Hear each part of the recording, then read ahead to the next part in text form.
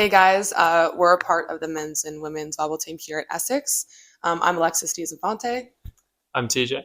And I'm Laetitia. and we're here to talk about mental health. So the first question I have for you guys is, what's something that people don't see about mental health and playing professional sports? What's that? Yeah. I think one thing that, like, when you come to a game, you don't see all the hours of practice, you don't see the early mornings, you don't see, I'd say, like, the tiredness and the stress that you have to deal with, like, on your everyday life. And it's also, I know some of us, like, most of us are students, so it's also dealing with everything else that's going on in our lives, whether it's about school, whether it's about personal life, and all the like the difficult thing we might go through that just don't show. So maybe part of it. Yeah, it's definitely tough to kind of balance all the kind of the lifting, the gym, the Hmm. and the exams. There's most of us doing masters, postgrads, so there's lots of assignments and things going on. So how do you kind of balance it all? Do you plan your days out, or is it pretty like off the cuff? Or? I try to plan it out. Sometimes it's off the cuff depending on how late practice has gone the night before, if we Yeah, have a morning session or not. I try my best on maybe Sunday or Monday just to give myself a breakdown of what the week could look like. I think the lucky thing about having a schedule like ours is it's fairly consistent. There's not much change that happens all the time. So we know when practices are going to be, and we know when lifts are going to be, and we know when games are going to be.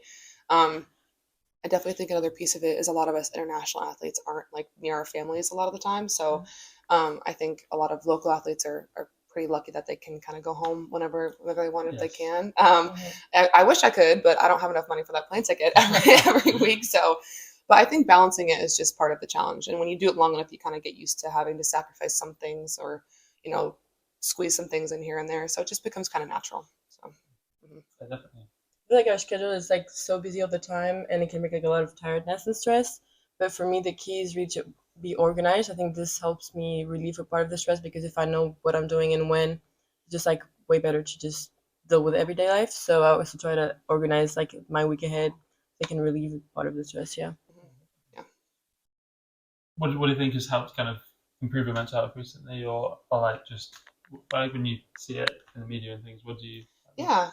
I think for me, it's I'm pretty lucky to have a house of amazing girls who help me through Oh, help me through whatever I'm going through. I think it's really special to have really close friends here, especially when you come from, I'm from Arizona, so I'm pretty far away, right? And so I came in pretty late into the season just because I had to wait to get my visa. And so I remember being like, oh, hey guys, I was a little nervous, but I've been really lucky to have 4 or 5 really close girls on this team and even my whole entire team in general. But um, that if I'm not having a great day or maybe having a bad month even, they're all kind of there to listen whenever. No one's ever saying no. They're always like, yeah, I can yeah. listen, what do you need? And it's just a really good support system to have outside of your family, especially if you're not near them. And I think that's been super helpful recently and this whole entire year. What were your kind of thoughts before coming to like to uni? Like, were you nervous before coming? Because obviously Mhm. another international. I mean, for me, it was a big challenge because it was my first time living abroad. Also, like living far away from my family and just going to somewhere where I didn't know anybody and just everything was new. So it was a big challenge. But I feel like what we're talking about, the support, really helped me to feel better and like feel home, like away from home because of the people. So that's why I feel like the support is so important and helped me like getting through the year like way better and way easier than I thought because I've just like been surrounded well with everybody. So I think it's a big part. Yeah. Yeah, What about you? definitely. It definitely feels like the men and women. We're definitely one big family. Like Oh Yeah. yeah. every year we get kind of new Americans coming in or new Canadians, and they always kind of mesh so well. Yeah. And it's just every year feels like just be like the year before, and Yeah. just feel a bit more tight knit. And the guys who are here, the kind of the English players, that we all get closer and closer, and it's just fun to see everyone's relationships kind of improve. Yeah, I think it's been really fun. I remember we did our big Thanksgiving. Hmm. We Yeah, managed to fit, I don't know, like 30 plus people into our there's one house. hot Hmm. kitchen. It was definitely, there were not enough windows, but it probably was one of my most favorite moments from the year because, everyone came and everyone brought something and we were all squished into our kitchen and we're just kind of, I think, getting to know each other on a level that's really important when you have local athletes and international athletes and, you guys are trying to all achieve the same goals. So it's really, I think it was a really important moment for all of us to kind of come together and be with each other on like Hmm. Thanksgiving Yeah. and everything. I think a question I have that I think is really cool, but I think important as well in this conversation is what's one of the toughest moments you guys have had in your career, and how have you overcome that moment? I think for me, it's definitely injuries. It's like, you work so hard to get to a level where you feel super fit and like confident in your level, and then all of a sudden it just comes crashing down. Whether I've had ankle injuries and back injuries, and it's just like so demotivating. It's like, oh, I've got to start again and got to build the strength back up. And yeah, I think that for me is personally the Yeah, toughest part. totally. I agree. I think injuries are a big like challenge to overcome. And like as an athlete, I know like a lot of people sometimes wrap around their identity around like being an athlete and being able to perform and do the sport daily. And when you train every day and suddenly you have to stop because you're injured and you're physically not capable of doing it, it's just so frustrating. So I've had that like 2 years ago, 2 days before the season start, and I get injured for 3 months. Mhm. And it's just so frustrating, and you just have to deal with it and do what you can with what you can. And I agree, Yeah. that's like a big challenge. Yeah. I would say for me, I actually had a portion of my career where I didn't love volleyball. I think the important part in being honest about it is I think sometimes, we don't always want to, I don't always want to wake up that early. I don't always want to have to go and do these things, right? It's just kind of part of what you have to do. And so when I was a teenager, I just had a portion of my very early career where I was like, I am not loving this right now. And I kind of had to figure out different ways to enjoy it. And I think Tuti made a really good point where a lot of us can make our whole identity what we do. We forget that we have other passions and other things, and so I kind of had to figure out, oh, I really like to read, let me make sure I'm reading more, or drawing or writing, or remembering that you have other passions that can help you when maybe you're at a portion of your season or your career where you're like, I'm not really in love with this right now, but I know I do love it, so I need to find other ways to express myself maybe that aren't my sport, so I can maybe come back around to the portion of myself where I'm like, okay, I do really like being here, and I like being a player, and I like being an athlete.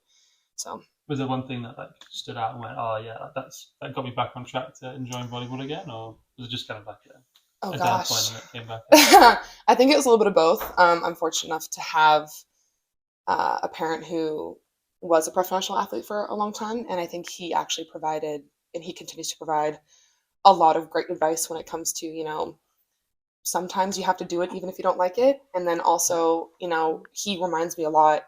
You're not just a volleyball player. Remember that you are more than a volleyball player. You are first of all his daughter, because obviously that's the most important thing to him, Yeah. but you have other passions and other desires, and remembering that you are a person outside of your sport. He did a really good job of supporting me through those moments where I'm like, this is hard, this is like super hard, and he always affirms that and always acknowledges that there's ways that you can enjoy your life, even if right now volleyball or your sport isn't the most enjoyable. So he did a really good job of bringing me out of that and reminding me, oh yeah, like I don't just hit a ball over a net. I have other things that I do. So I'm very lucky to have a support system like that, and that's what helps me a lot. Mhm.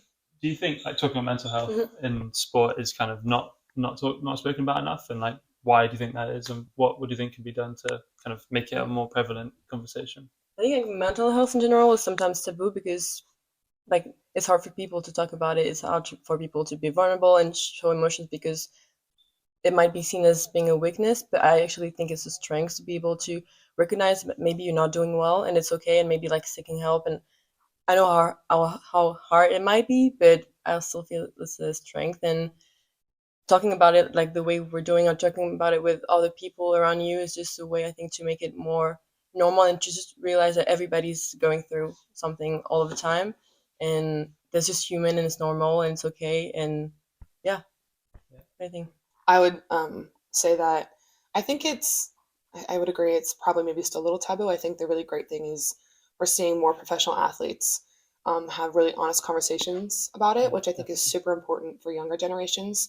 I felt like when I was growing up, I wasn't seeing anyone talk about how, maybe I don't like my sport today, or maybe I don't, I'm not having the best day.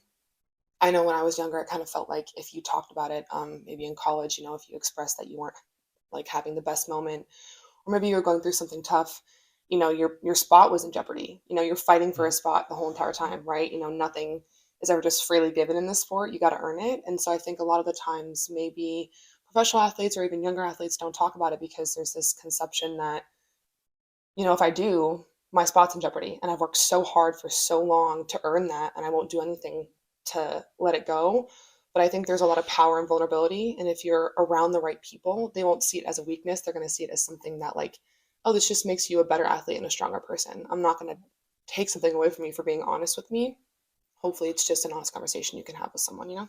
Yeah, definitely. And I think it definitely comes from those top athletes. We see them as kind of like the people we want to aspire to be and almost godlike. And then when you Mhm. see them kind of become vulnerable and show us a different side to them, it kind of makes us think that we can do the same. And like, those conversations that we probably hold in and like don't want to have with our own teammates, if they're doing it to the whole world and showing us, but also their haters and their fans, that we can kind of have those difficult conversations. Yeah, I agree. I feel like part of the sport is also resilience. This is what we learn like in the technical part of just going over a mistake, but in like the psychological part, emotional part, we learn that too of like when we face challenge to overcome it, and I think this is also part of it. Yeah. Um, I was going to ask, like, a part of overcoming challenges. I know that obviously we did not all just automatically end up here, but so I guess my question is what advice would you give to your younger self about maybe handling pressure, and maybe handling your mental health within that pressure? Yeah, I think just kind of remembering that it's not the end of the world, and that there's always another game, there's always another point.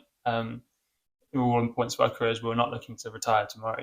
We're all going to have more opportunities to kind of be better. And I think remembering that there's also so much outside of sport, and that we've got our relationships, our friendships, our families, and yeah, just remembering that it's not the most important thing in our life, and that there'll always be something Yeah. next. So.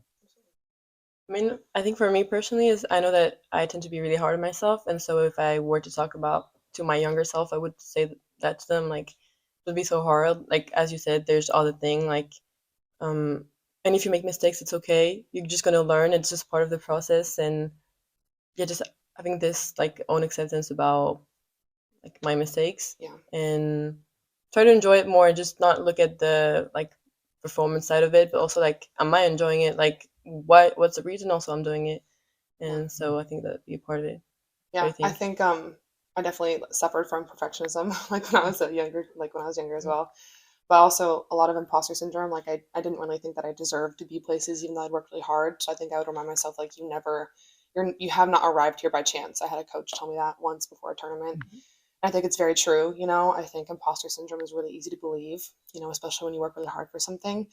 But I think a reminder of, you worked to get here. You weren't just like plopped down here by chance. This isn't a mistake, like you earned your way to the spot. So kind of find confidence in that and find confidence that you have done it once and you can keep doing it. Like if you've done something once, if you've done a hard thing once before, you can always keep doing the hard things in the future. So, yeah. What is it? If you could choose one thing to eat after a game or after a difficult training session, you've had an awful game.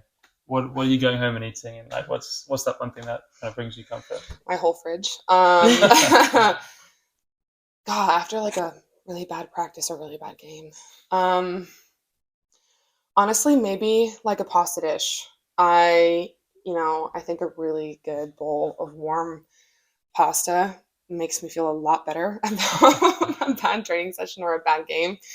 And I usually mix sauce with whatever I have in the house. I'm not super specific. And definitely some dark chocolate. That Really? makes, oh yeah, I'm a huge dark chocolate fiend. It's Ah, bad. okay.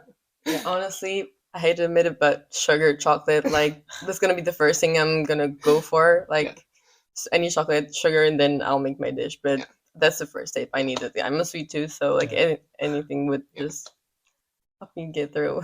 I think for me, it's probably got to be a pizza. Yeah, just get on the phone to Domino's and Oh yeah, call for a yeah, pizza. I think that's a reminder. oh It's yeah. just it's a warm food. Yeah. Absolutely. I'm the exact same way. Is there Um, any music that like instantly lifts your mood when like you're in a bad mood and that you like to listen to? that's a good question. I have like a few. I kind of listen to a little bit of everything. I don't know if there's like a certain genre this is called. My playlist is like it's called Groovy. But there's this band called The Dip, and they make a lot of really good music and a lot of great songs that are super upbeat. Or Alan Stone, he's an amazing artist. Um, they all kind of make the same genre, and it's more upbeat. So if I want something that lifts my mood, I'm definitely probably going to listen to that, or maybe even some like R&B too. I think both those genres can be super awesome, and they make me happier even. So. I Mm. think I could probably like sing most of Ed Sheeran songs like without even having to listen to the song. So I feel like something like that reminds me. Well, not reminds you, just something I can sing to. Like, I don't think I have like a favorite artist like that makes me in a good mood, but I remember I made a playlist like a few years ago. Like I named like what a good mood, and then like every time I listen to it, I know like every song just gonna make me feel happy. Yeah, So I'm just gonna listen to that, and I yeah, know I'm gonna be fine. yeah. I would say my next thing I want to ask is, if you've had, maybe you're having like a bad moment, or you even mentioned like a bad game or a bad practice, what's one thing you guys consistently do that can bring you peace or just bring you kind of like, just help you kind of release everything that's been going on? I feel like talking to somebody, whether it's a friend or usually it's my brother or my mum or something like that, just like almost venting. And if it's usually it's my brother, he'll just tell me I'm crap, and then I'll go, oh, thanks, Henry, and that helps you Yeah. move on. Yeah, just something, just a reminder. And then once you finish talking about that, you move on and talk about their day or talk about the next time you see them or something. So it's just kind of something that makes you forget about it and move Yeah. on. I agree. If like talking about it makes it like way better. I would like sometimes call my family, like my best friend, be like, "That was like, can you help me just like feel better?" But I feel like there's also, I mean, maybe like linked to what we talked about earlier. Having some personal time sometimes help me to like reconnect to like myself, or it can be, for example, walking in nature or just um, being by myself, and it can be like reading a book, it can be just watching a movie, but just like having some alone time and just reconnecting to myself is, I think, like with the busy schedule we have most of the time, is we kind of forget that we need that and we need to take care of ourselves. And I feel like sometimes it helped me like feel more peaceful or just then Yeah. go through Absolutely, yeah. Yeah, everything I'm kind better. of the same. Like the Wivenhoe Trail back by our house is something that I've been walking a lot, and so if I feel like maybe I need to start my morning off right or have a moment, I'll kind of walk it, walk there and walk back, and just kind of enjoy the nature a little bit. Sometimes I remember that I have to get outside every now and again. Yeah. The minute the sun comes out in this country, you'll find me on a bench Yeah. somewhere, absorbing as much of it as possible. I'm a huge reader, like Titi mentioned. I can stuff my nose in a book and stay there for hours. So just kind of finding one of those few things, whether it's a walk, a book, calling my mom, my brother, my dad. In that moment, I'll kind of figure out what it is, and trying to make sure that I fulfill that need to have that time by myself or be with family or to even read. So, yeah. Mhm. Well, thank you. Thank you Yeah, for Thank you for this this has been conversation. fun. Yeah, it was Yay, fun. awesome.